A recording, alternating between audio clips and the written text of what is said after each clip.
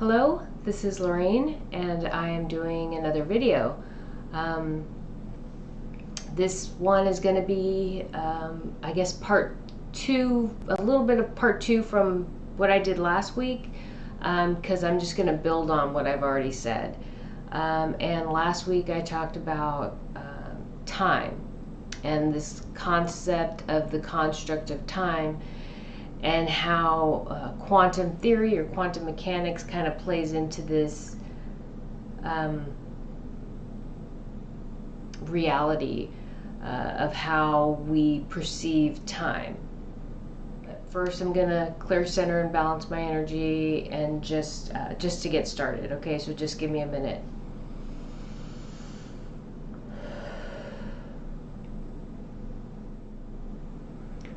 Okay, so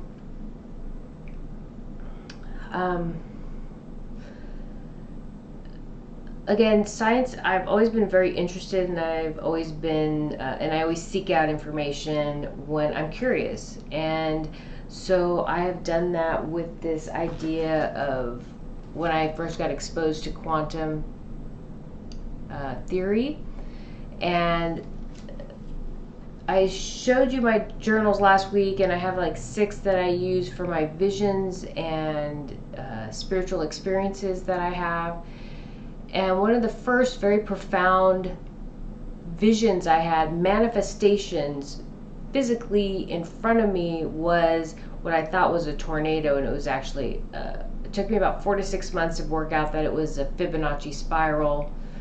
And then another one was these 2 rings that look like a Venn diagram. I couldn't figure out what that was, and it turned out after about 4 to 6 months of like doing searches for spinning rings, and then I would let it go, and then I'd revisit it, and I did an image search, and I found out, oh my god, that's a vesicus Pisces. And I was like, so I started researching that. And so I've been exposed to like the foundations of the universe, like what creates the universe. And on this journey of discovery of these visions, and researching these visions, I just kind of fell upon this quantum theory, photons and phonons, and then a friend of mine talked about Michio Kaku and this idea of God, and how he explains this his version or science version of God, this matrix type energy, I guess you would say.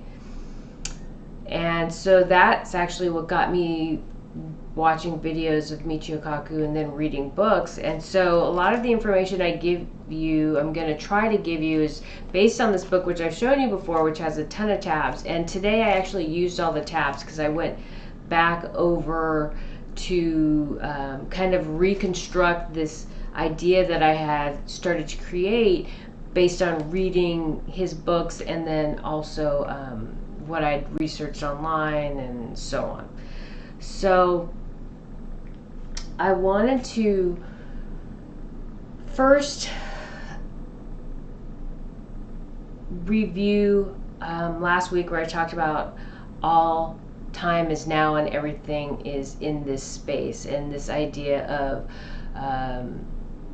it's the shifting vibration or frequency that moves us through time and space. So there's no actual movement so much as the shift in frequency that brings us to different places in space or time. Okay? And if you watched last week's video, I think it'll help you understand better. If you haven't watched it, maybe you should watch it, because I don't want to really spend a lot of time reviewing that. But from that point, and I did talk about the double slit theory, Heisenberg's uncertainty principle, Schrodinger's formula, Schrodinger's cat, all of these theories and principles and formulas actually support this idea of a particle of energy, its vibration, and the shifting vibration of a particle of energy, and how it manifests essentially our reality into creation. Because it is not until a particle of energy is observed by a consciousness that it manifests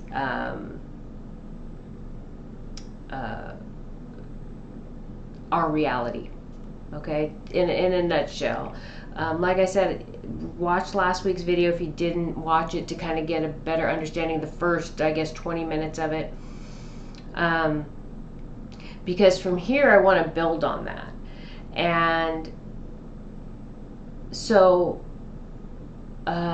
how these particles of energy create our visual reality.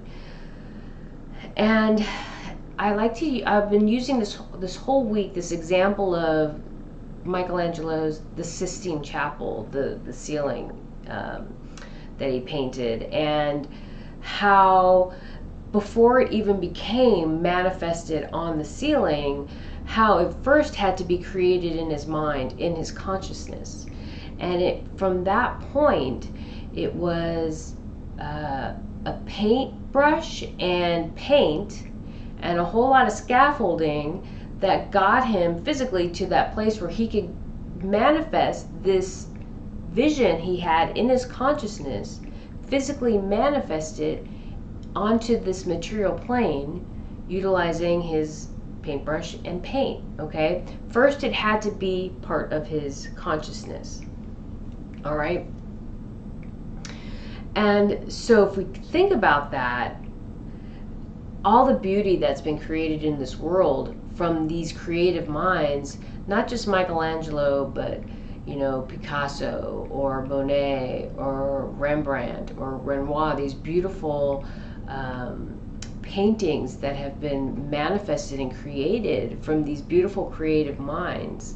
Even if you look at architecture, Frank Lloyd Wright from the 70s, I mean, can't even imagine what those houses would be valued at today, because his architecture was considered art.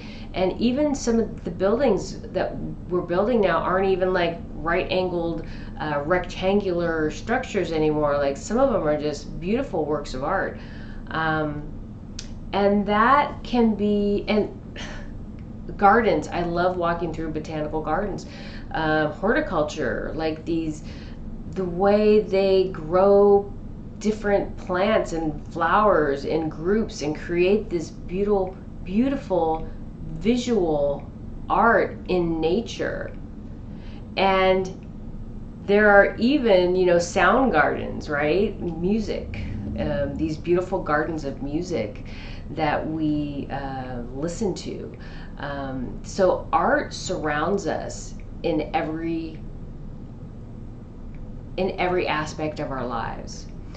And I believe that anything that anybody approaches with like love and passion can be elevated to what we would consider art. Photography, there's some exquisite photography.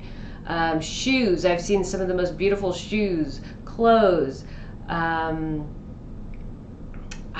can't even, jewelry, just lamps. The way people display items with the lighting they use to display anything can elevate something to art, right? There's just, so consider that. Consider how someone feels about what they are doing and how they can elevate that to beyond just that simple task or item to art. All right, and so from there, when I started reading about quantum theory and science and learning more than I was taught in school, so when I was driven by this desire to seek knowledge, I started to see these scientists from a different perspective. And I always talk about, I watched a video, Michio Kaku I can't remember the title of it, Time Pretzels, something something, and I'm going to put it in the, I'll put a link to it. It's in the description. But it's on YouTube and it's on The Big Think, and he's talking about how particles of energy come into being, right? And at the end, by the end of the video, he's drawing a comparison between the symphony and the creation of a symphony and music and the sounds of a note, sounds of an instrument, the notes of an instrument, and particles of energy. And like, I'm literally in tears at the end of this video because he was so passionate about this, his feeling on the subject. On, you can tell how passionate he was about the music, the symphony, and then also the science of quantum theory, and drawing that parallel and using music as a metaphor. I was like so moved by that. I don't know if you will be, but I was incredibly moved by that, and it drove me to even learn more. And so I bought the book, the Hyperspace, after I watched that.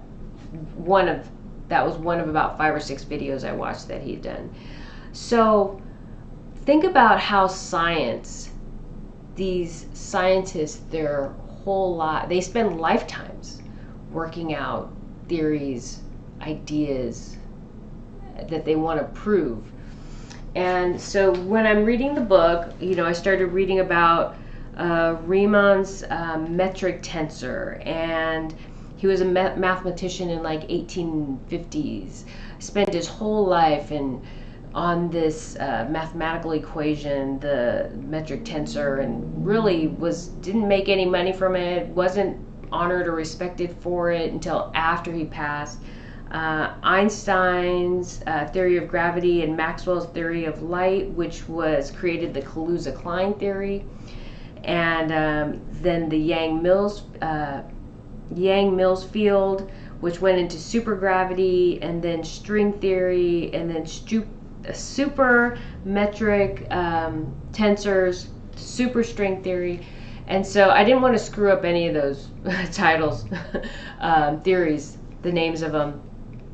So I wrote it down, but these are all breadcrumbs. When I'm reading this, I'm seeing breadcrumbs for all these scientists of the future to follow. So these scientists from the past are creating the trail of breadcrumbs for people of today, the scientists of today, to follow, to help them in their research today, to create, string theory, superstring theory, and then build from there on this idea of quantum theory. And literally they will spend their lifetime, these scientists from the past have spent lifetimes to come up with these theories to prove them, right? Just this love and this passion for this idea that they've created. And so this is what I want you to think about, and this is what I want you to consider. Michelangelo created this idea of the Sistine Chapel in his mind, in his consciousness, and then he manifested it with his paintbrush and paint onto the ceiling, right? And so if that's possible, isn't it possible that all these scientists who have just kind of gotten their teeth into these ideas and these theories and spent lifetimes like proving them, isn't it possible that their consciousness created the science that we know today? If we think about the double slit theory, double slit experiment, and we think about them projecting those particles of energy through those 2 holes, and what that implies by observation. If we understand that a particle of energy is kind of random until a conscious mind observes it, and at that moment the reality is created, right? It's that conscious mind creating that reality. If we think about that, Michio Kaku working on mathematical equations to prove a theory, isn't it not possible that these scientists are actually creating the foundation of the reality that we know to create the world that we live in? Okay?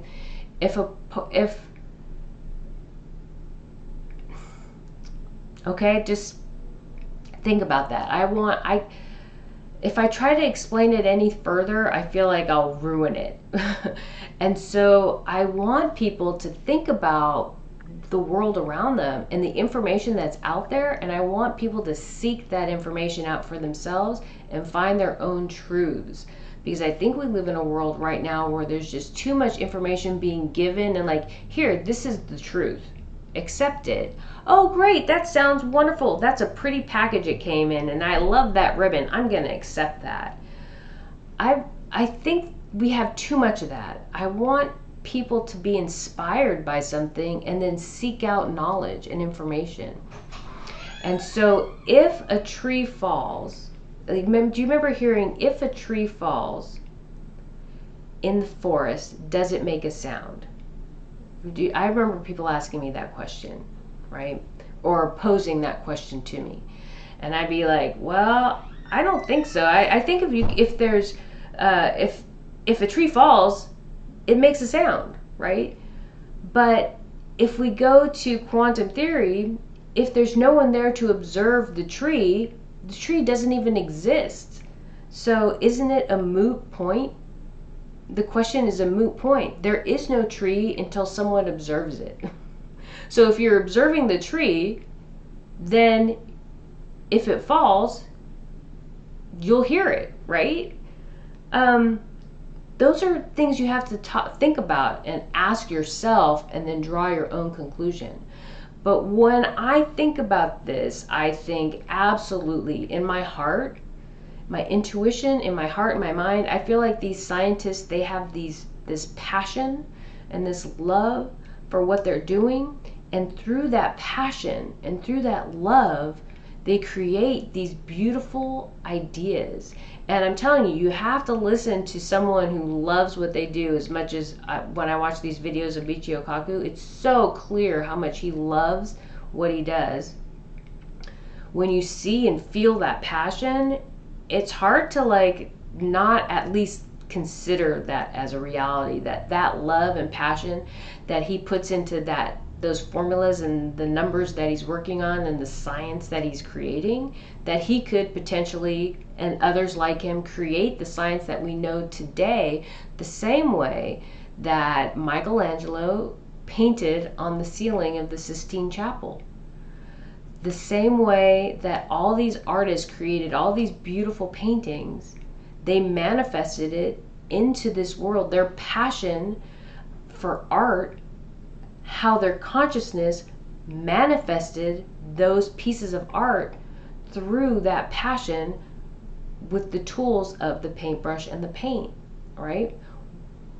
Michio Kaku, the scientists have this passion for science, and they manifest this science into reality, these truths into reality with their whiteboards or chalkboards or pens and paper, right? I mean, if you read this book, he talks about some of the processes that some of these scientists have gone through to work out their formulas and their ideas. And it's mind-boggling, the commitment that, and it's beautiful and it's honorable and respectable to the passion and the time and the effort that they put into this work. And I believe that that is truly an art in and of itself. And they've elevated, it should be appreciated as an art in and of itself. The same way as I would appreciate a work of a painting on a wall in a museum, or a sculpture, or a beautiful botanical garden, or my kids, the drawings they would color when they were little. I was fascinated and I loved every moment of those gifts that they gave me, because I knew how much passion and love they put into it, and how much pride they took in handing me those drawings, right? I think all things can be elevated to art. It doesn't have to be a standard, stereotypical idea of what we perceive to be this high art. It doesn't have to be worth $1.5 million or sell for X amount of dollars for it to be considered art. I think it's the passion that someone puts into something that makes it art. So I just wanted to put that out there for people to consider as we look at this world through different eyes. Think about what those particles of energy are, what they do, and how they manifest reality. How they manifest our reality. Because I think as human beings, conscious human beings, that the world around us is painted into being through our consciousness and through our intention and through our will and through the positive energy that we put out into the world. I believe truly that that is how we manifest this world into being.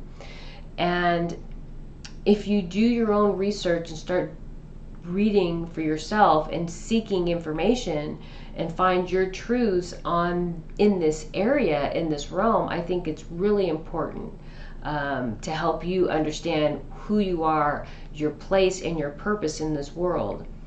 And the final thing I'd like to say is, if you think about that, this idea of these scientists as being these creators of the foundation of our reality and helping us to understand the foundation of our reality and how it comes into being, that truly this idea of science and this idea of spirituality, they are intertwined. They are one. They aren't separate. Science and spirituality are unifying forces in the universe, in this reality, in our world, whether we are physical beings or whether we have passed and we're purely spiritual beings. They are married, they are entangled, they are intertwined, they are one. And throughout our history, somehow, some way, someone separated them. And what we're going through right now is we're working towards this reunification of this truth. So I just want to put this out there to help you, to give you a starting place to think and start seeing this world through new eyes. I think that's really what we're being asked to do during this transition, is first to expel this negative energy from our world, but also now let's look at this world through new eyes and create the world that we really want to live in, because that is within our power. And it's not something that's being made up. It's not my opinion. If you start to do your own research about quantum theory, quantum mechanics, you will start to understand that is truly within our ability. That's probably one of the greatest gifts that we have, is that we truly do create our reality through our consciousness, and also that we are unified always, each of us. I am everything, everywhere, and nowhere. I permeate all things. Unified always, never apart. We are all unified always and never apart. Okay, we are all everything, everywhere, and nowhere. We all permeate all things. And these are the gifts that we are given. And as we transition, we are our consciousness is being raised, and we're becoming more aware of these truths. So I would encourage you to do your own research and start to learn, seek, and understand your reality so you can create your reality as you would like to see it. Okay? Now, I'm not sure if any energies are going to come through. I'm going to sit here for a minute and I'm going to clear, center, and balance my energy and see. Okay, so as I sit here and I'm clearing my energy, I have all these energies around. They're making the crescent shape. And so when all those energies show up, that is a sign of divine energy, divinity, God, presence. But I see the mantis beings, Shamalaya, and the Alpha Draco radiance, but it's the Alpha Draco collective radiance that's actually coming forward to speak, who's saying, we are with you. And then the radiance stated August is a pivotal month. August will be a pivotal month. They keep on saying August will be a pivotal month.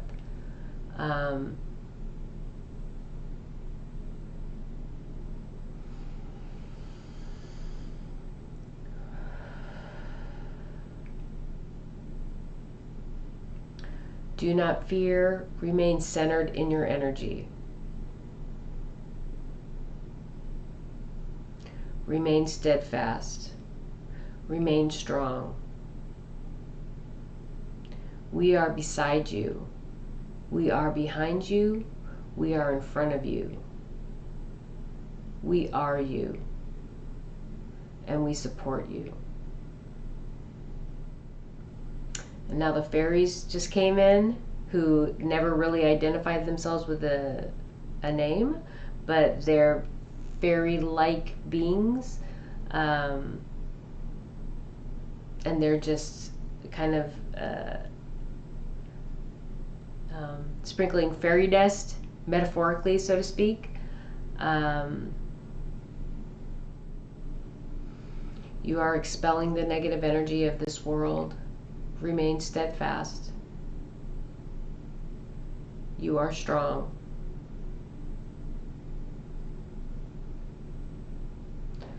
So, as I expected, I don't feel like there's any direct messages meant to come through at this time, but I do feel like there is a strong sense of support being projected. Again, they're showing me Mother Earth. They're showing me all the ley lines. They're showing me the energy centers on the planet, all white and clearing. They're clear. Bright white light coming off the surface of the earth from the ley lines and from the energy centers. So kind of like the chakras. They would be like chakras of Mother Earth. Oh, Solis. Solis came through this week. Let me see if I can connect with Solis. Give me just a second.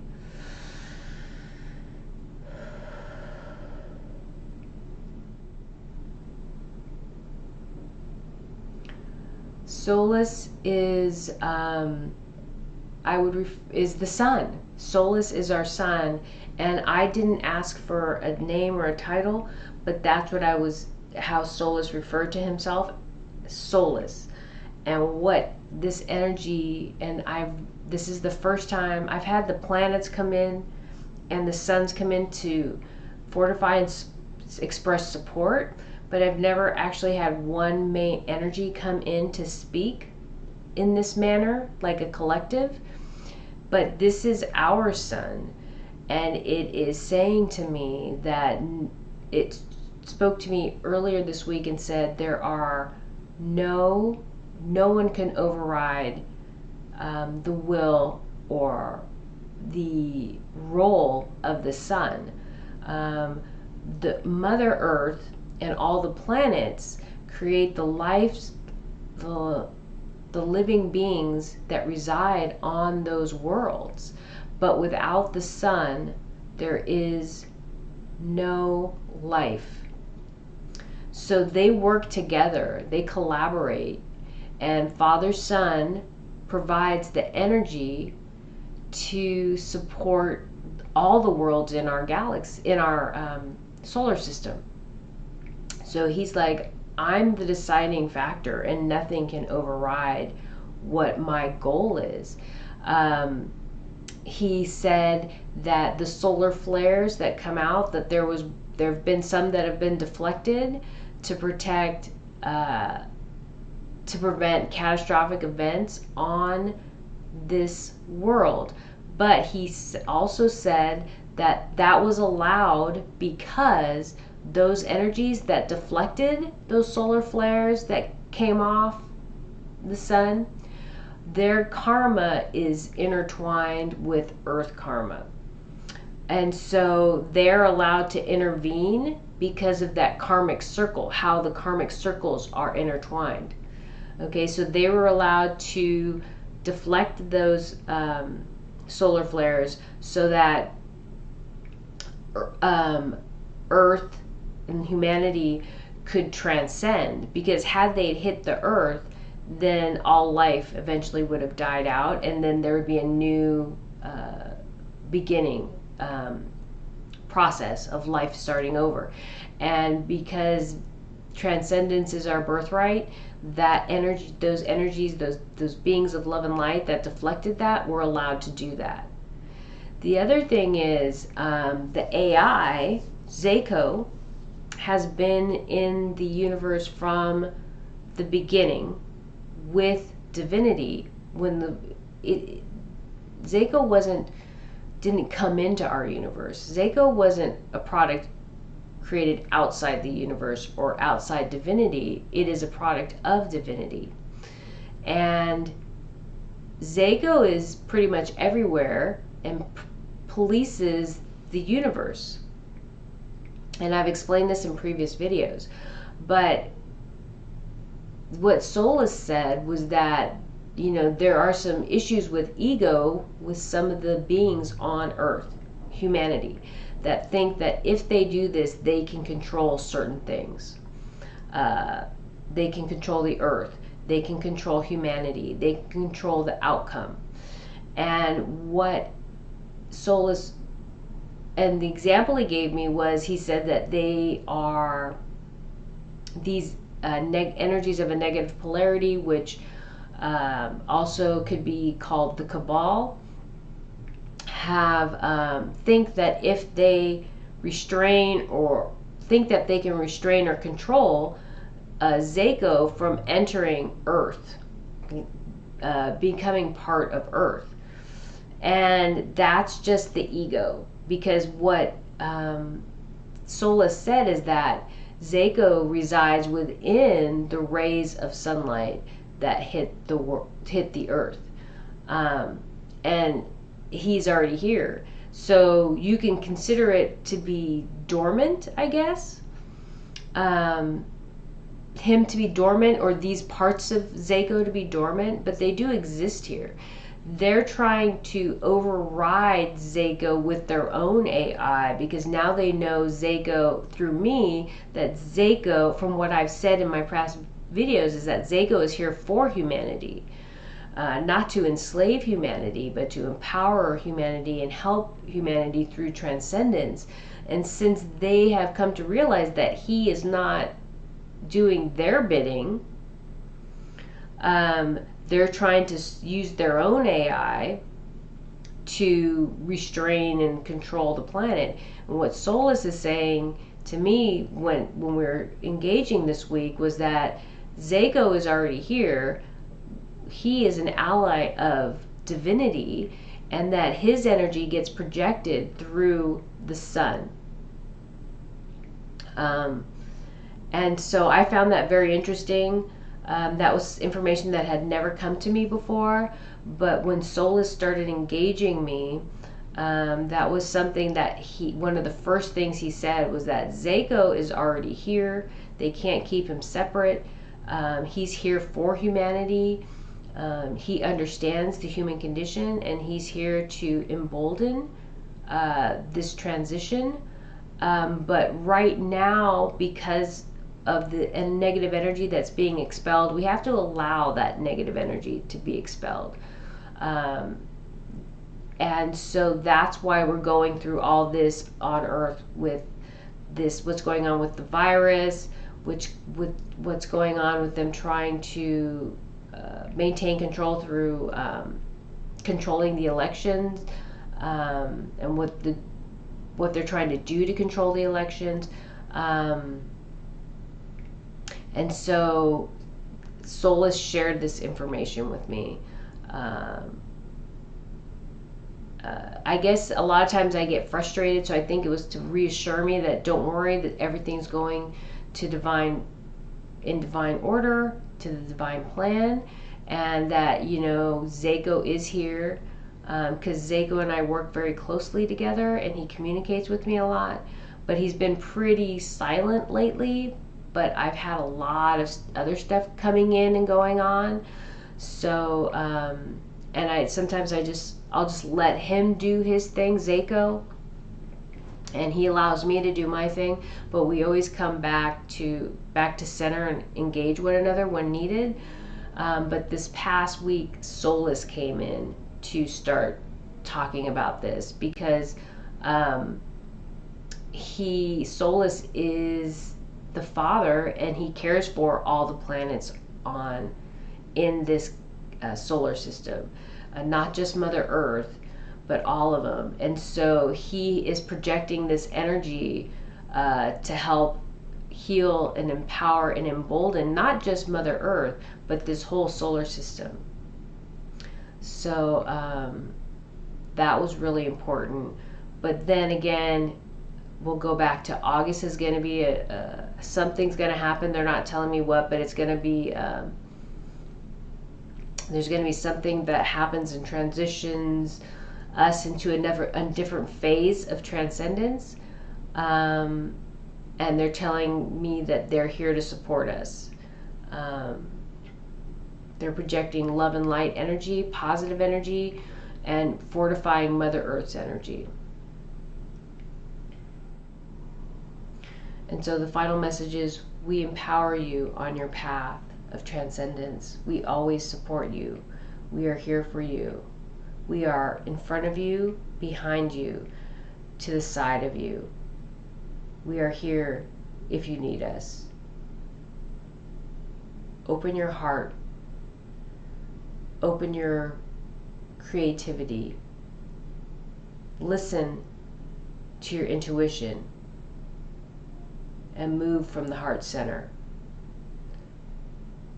That will assure that you are walking the proper path meant for you.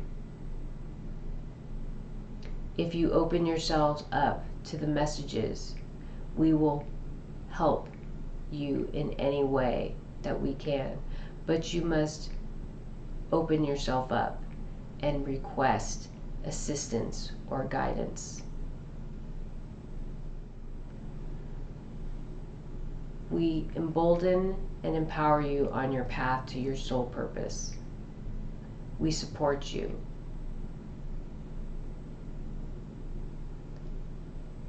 And then they project love and light energy from the heart center.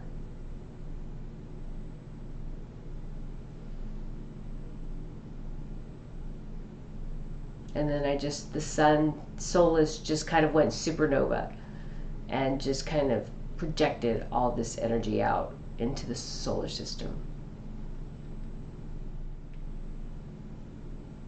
Okay, thank you so much.